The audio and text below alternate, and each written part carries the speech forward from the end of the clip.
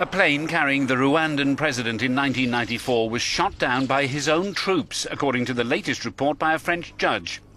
The inquiry into Juvenal Habyarimana's death contradicts an earlier French ruling that blamed the rebel fighters led by Paul Kagame, the current president. The assassination of Habyarimana, who was from the Hutu tribe, sparked the Rwandan genocide, which, according to the UN, cost the lives of 800,000 Tutsis in little more than 3 months. French troops were stationed in Rwanda at the time of the assassination and subsequent massacres, and their role has long been a bone of contention between Paris and Kigali.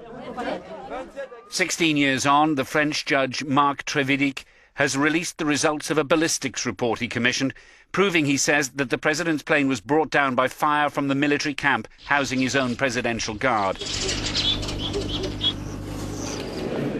The exoneration of today's president, Paul Kagame, was confirmed by his lawyer. I'm authorized by my clients to tell you that the special report which we've seen confirms the theory that the missile was fired from the Kanombe camp.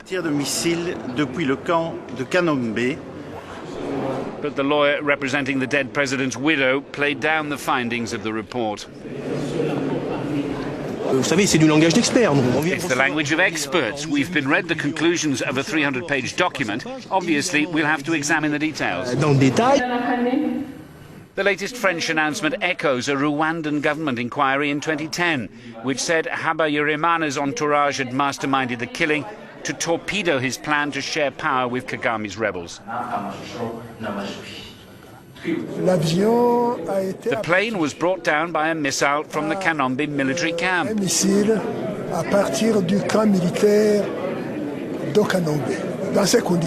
Under those circumstances, it could only be military.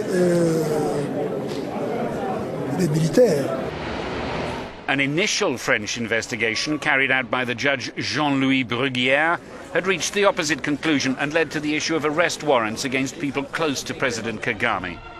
He blamed the Rwandan Patriotic Front, something its leader Kagame always vehemently denied, blaming Hutu extremists, saying it was a pretext to carry out a plan to exterminate the Tutsis. Relations between Paris and Kigali have only recently begun to heal.